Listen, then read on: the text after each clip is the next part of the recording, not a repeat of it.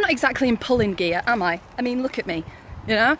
I'm wearing just normal stuff. My hair is scraped back and it's got a little bit wet, so it's looking a bit greasy. I've just been in a shop and I know this chap, right? I've seen him about in Prestwich before. This is so funny. And so I went up and I got served, and this chap is currently eating something for free that they've given him. And he says to me, turns around and goes, "How do you like your steak?"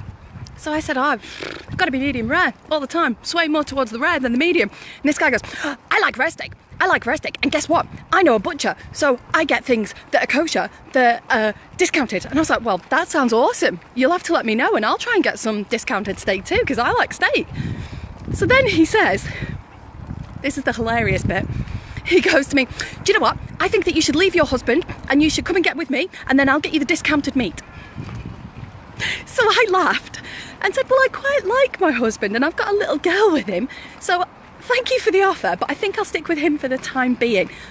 But I know that you hang around in this area, so I'll let you know if I change my mind." And he goes, "But I could get you a really good steak and I could get it discounted and we could make a little girl together and we could get married and make a little girl together." That was it. I was like, I don't even know how he saw my ring, but there is a ring. Hi, John. Yes, it was hilarious. It was really hilarious. It was actually quite scary. So I don't know how he saw my ring because I've got a bag. And it was just the fact that he said, "Leave your husband and come with me. Leave your husband, we'll make another baby, I'll marry you.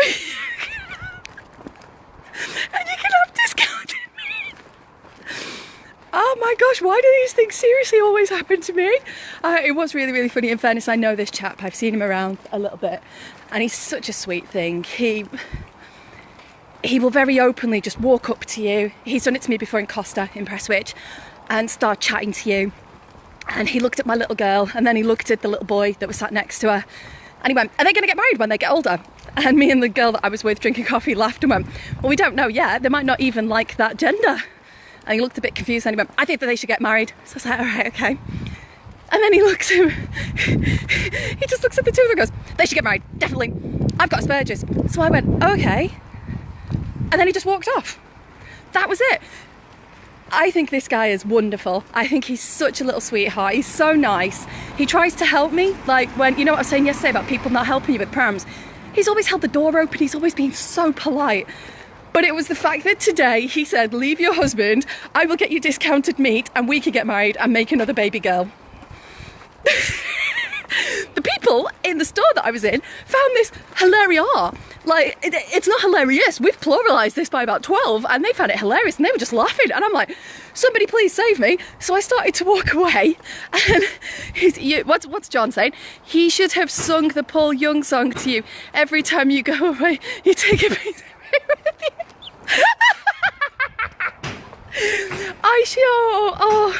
I know that I shouldn't laugh. I really, really do know that I shouldn't laugh. And I know that probably it's more to do with his condition and, you know, I don't mean anything bad by that. What I mean is that I shouldn't laugh, but I actually genuinely found this hilarious today.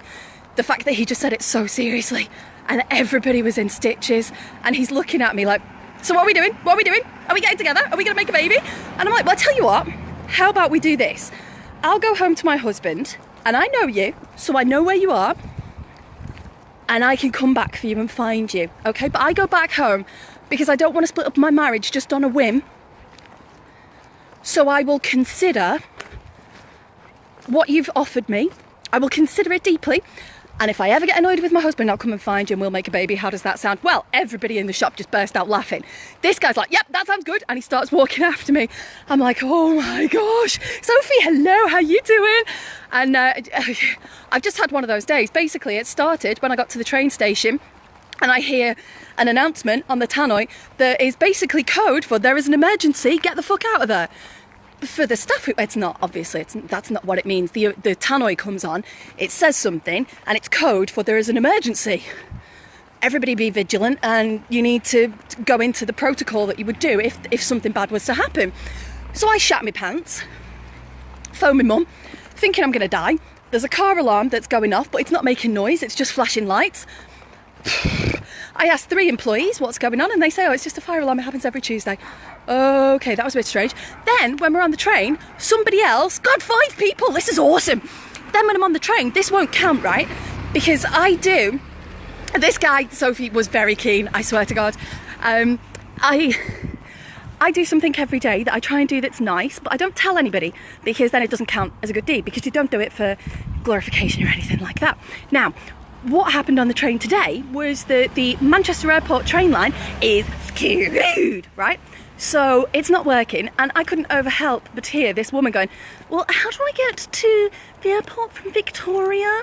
So I just said, look, I'm getting the tram when I get off the train, so how about you just follow me? I'll walk you, show you where you can get it, and you can either get it to Piccadilly, or if you want to stay on, what time's your flight? Because if your flight is a bit later, it'll take about 45 minutes to get to the airport from here, and you don't even have to get off because they could use it on the tram. So I end up not just with this woman carrying a huge suitcase for her, because it was well heavy. Do you know what I was saying yesterday about being nice, by the way? That's kind of like, you know, what I was implying, because I do little things like this. So I end up talking to her. She lives in Sweden, but she's from the UK. She's just been over to visit her mum and her family over here. She's not really too sure if she wants to stay in Sweden, because she feels more British than not. She hasn't ever been through Manchester. She hasn't ever been in Manchester even. She's only ever been through Manchester on the train. So then she says that she's from Gothenburg, and apparently there were riots in Gothenburg last night, so she's a little bit nervous about getting home, but she doesn't really know what to think about it. She doesn't really know about trams. She's never been in one. Oh, they look like mini trains. That was the conversation. So as soon as we get in the lift and I'm saying, follow me and I'll show you where to go, these 2 chaps, who I have no idea where they were from, they could have actually been Scandinavian, because they sounded like they could have been Scandinavian, and they said, excuse me, are you getting to the airport? What's happening? And